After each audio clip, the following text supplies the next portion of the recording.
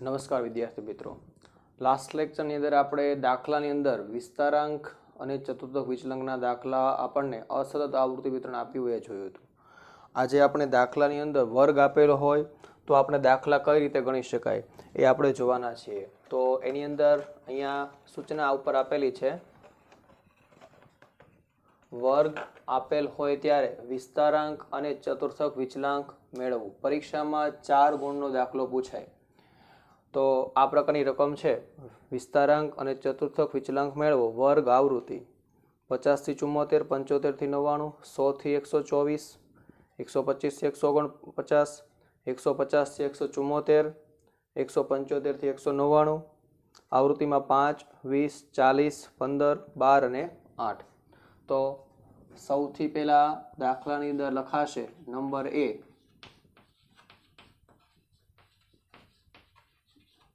ગણતરીનું કોષ્ટક.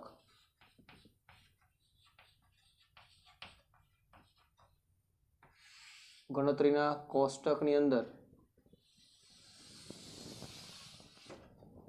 ધ્યાનથી જોજો કઈ રીતે આપણે દાખલાની ગણતરી કરીએ છીએ. દાખલાની અંદર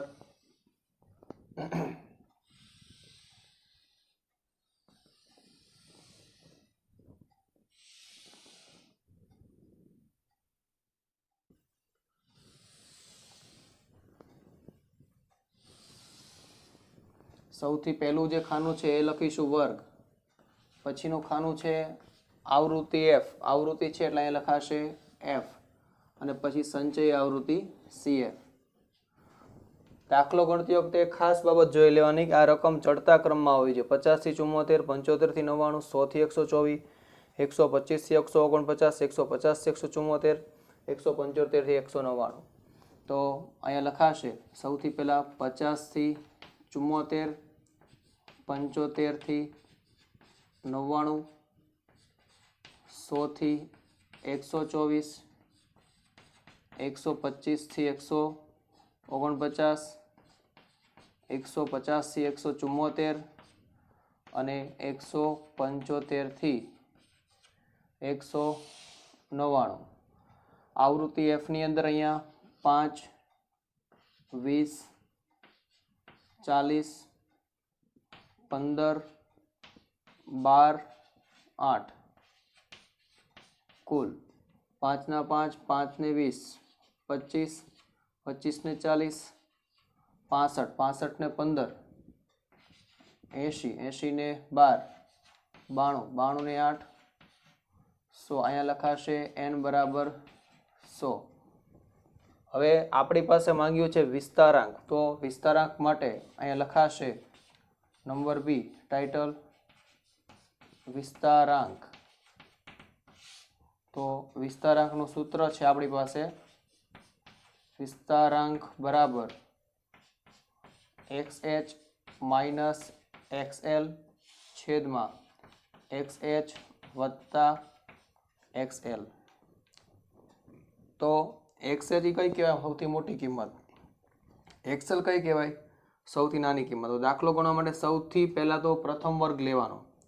તો એમાંથી છે દાખલા તરીકે પ્રથમ વર્ગ છે એ કયો છે? 50 થી 74 છે.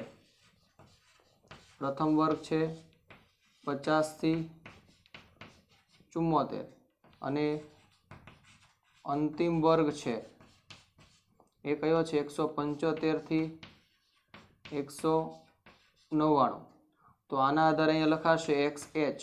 xh એટલે આ ચારમાં મોટી સંખ્યા કઈ? 199. અને નાની સંખ્યા કઈ આ ચારમાં? 50. બરાબર. હવે સૂત્રમાં કિંમત લખીએ એટલે અહીંયા ગણાશે 199 માઇનસ 50 છેદમાં 199 વત્તા 50. બાદબાકી કરો 149 છેદમાં 249. 149 ભાગ્યા 249 કરીએ એટલે જવાબ આવશે તમારે 0.60.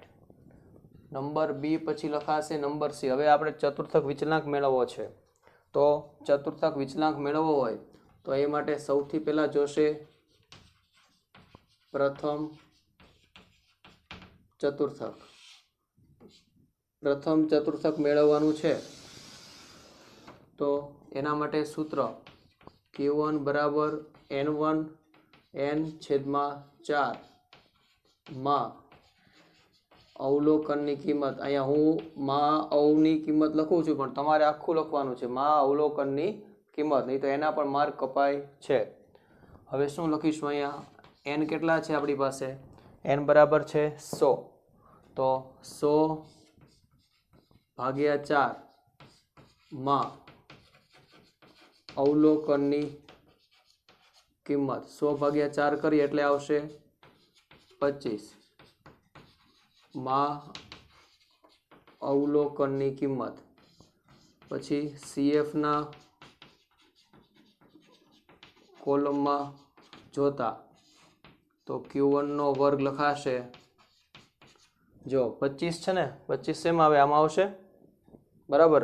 આ 5 છે એમાં 25 નો આવે કારણ કે એનાથી મોટી સંખ્યા છે. પછી 25 માં આવે બરાબર, તો એની સામે કેટલા છે? 75 થી 99. પરંતુ ધ્યાન એ રાખવાનું, અહીંયા જો અહીંયા 75 છે ને અહીંયા 74 છે, અહીંયા 99 છે ને અહીંયા 100 છે, 124 125 149 150. તો આવો વર્ગ હોય તો એને કહેવાય અનિવારક. અનિવારક હોય તો તમારે નીચે લખવું પડે સીમા બિંદુ મેળવતા.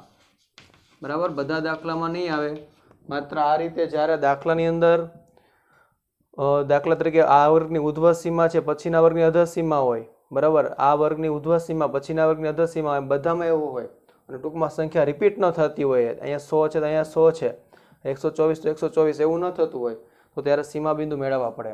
કઈ રીતે મેળવવાના? Q1 નો વર્ગ 75 માંથી 0.5 જશે એટલે આવશે 74.5. 0.5 બાદ કરી દેવાના અને આમાં 0.5 ઉમેરવાના, કેટલા આવશે? 99.5.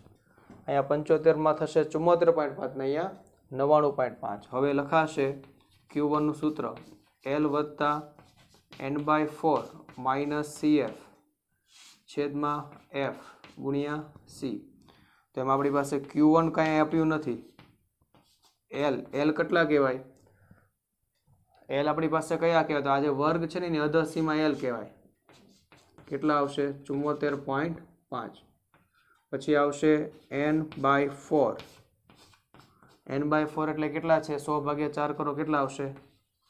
25 બરાબર. પછી છે CF. CF કયા કહેવાય? તો કે આજે 75 થી 99 છે એની અગાઉનું CF કેટલા છે? 5. પછી F એટલે કેટલા?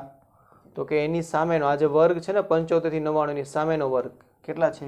20. અને C એટલે આવૃત્તિ. આવૃત્તિ મતલબ વર્ગ લંબાઈ. આની વર્ગ લંબાઈ કેટલી છે?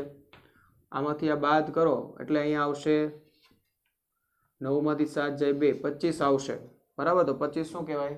C.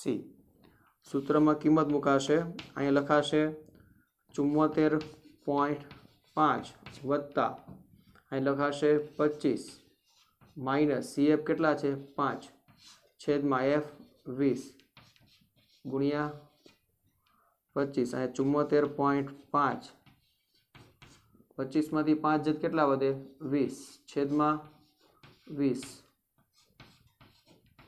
આ 20 કેન્સલ એટલે કેટલા વધે? 74.5 વત્તા અહીંયા 1 વધ્યો, 1 નો ગુણાકાર 25 સાથે, 25 એકા 25 એટલે અહીંયા 99.5 Q1 આવશે.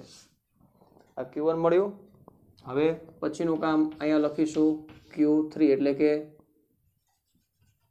ત્રીજો ચતુર્થક.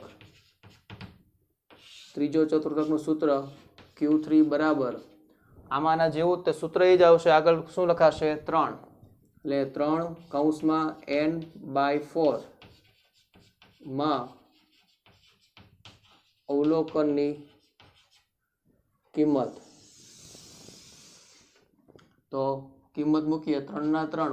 બધી ગણતરી જરૂર નથી. N/4 છે તો એની ગણતરી સીધી કેટલી આવે છે? 25. તો અહીંયા લખશું 25 માં અવલોકનની કિંમત 25 તેરી 75 માં અવલોકનની કિંમત અહીં લખાશે CF ના કોલમમાં જોતા તો Q3 નો વર્ગ 75 ક્યાં આવશે તો 5 માં નો આવે, 25 માં નો આવે, 65 માં નો આવે, 80 માં આવે. એની સામે કેટલા 125 થી 149. અહીંયા પણ તમે જોઈ શકો છો આપેલા વર્ગની ઉધ્વ સીમા એ પછીના વર્ગની અધર સીમા નથી, મતલબ સંખ્યા રિપીટ નથી થતી, એટલે આપણે લખવું પડે સીમા બિંદુ મેળવતા. આપણને કોઈ કહેશે નહીં પરીક્ષામાં, આ આપણે યાદ રાખવું પડે. સીમા બિંદુ ક્યારે મેળવવા પડે જ્યારે આ રીતની ઉધ્વ સીમા છે એ પછીના વર્ગની અધર સીમા ન હોય ત્યારે. એનો વર્ગમાં અહીંયા 125 માંથી 0.5 બાદ કરીએ આવશે 124.5. આમાં 0.5 ઉમેરીએ એટલે આવશે 149.5. Q3 નું સૂત્ર L વત્તા 3n/4 માઇનસ CF છેદમાં F ગુણ્યા C. તેમાં Q3 છે મેળવવાનું છે. પછી L કયા કહેવાય આની અધર સીમા 124.5. પછી 3n/4 એ કયા કહેવાય તો કે અહીંયા જે હતા એ કેટલા છે 75. પછી CF એટલે શું 125 થી 149 છે ને એના અગાઉની આવૃત્તિ એટલે કેટલા આવશે 65. પછી F એટલે એની સામેની આવૃત્તિ એટલે કઈ 125 થી 149 ની સામેની આવૃત્તિ એટલે કેટલા આવશે 15. અને C એટલે શું તો કે આ બેનો તફાવત તો કેટલો છે 25 જ છે. ચાલો આ વિગત આપણે મેળવવાની હતી એટલે મેળવી લીધી બરાબર. અહીંયા આપણે આ વિગત છે એ આપણે મેળવવાની હતી, આપણે મેળવી.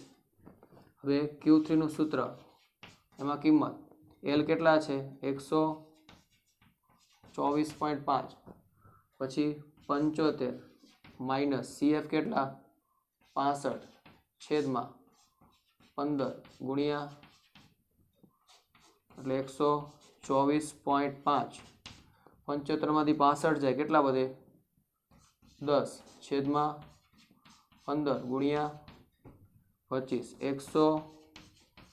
124.5 25 દાણ 250 છેદમાં 15 તો 124.5 અહીંયા છેદ ઉડે 3 પંચા 15 અને 5 5 25 50 ભાગ્યા 3 કરીએ 3 એકા 3 16.67 આવશે. એટલે અહીંયા 7 6 ને 5 11 7 ને 4 11 4 141.67. હવે નંબર ડી પછી નંબર ટી ચતુર્થક વિચલાંક એનું સૂત્ર Q3 minus Q1 Q3 plus Q1. Q3 માં લખાશે કેટલા આવ્યા અહીંયા 141.17 અને Q1 આપણી પાસે કેટલા છે 99.5. નીચે લખાશે 141.17 માઇનસ 99.5. આનો સરવાળો કરીએ 1 ને 5 6 10 5 ને 9 14 અને 1 ને 1 2 240.67. આમાંથી બાદ કરીએ એટલે 7 11 માંથી 5 જાય 6 10 માંથી 9 જાય 1 અને 13 માંથી 9 જાય 4 સમથિંગ 240.67 ભાગ્યા 41.67 છે એનો ભાગ કરવાનો અને જે જવાબ આવે તમારે અહીંયા લખવાનો છે બરાબર. અને જે મિત્રો હજી હોમવર્ક નથી મોકલ્યું છેલ્લા લેક્ચરથી બાકી છે એ લોકો આજના લેક્ચર સાથેનું હોમવર્ક મને ખાસ મોકલી દેશે. એક પણ વિદ્યાર્થી બાકી ન હોય એ ખાસ જોજો. તમામે હોમવર્ક વ્યવસ્થિત કરી અને મોકલી આપવું. અને આવા દાખલાઓ થોડાક ઘરે આપું છું, એ તમે ઘરે જાતે પ્રેક્ટિસ કરજો.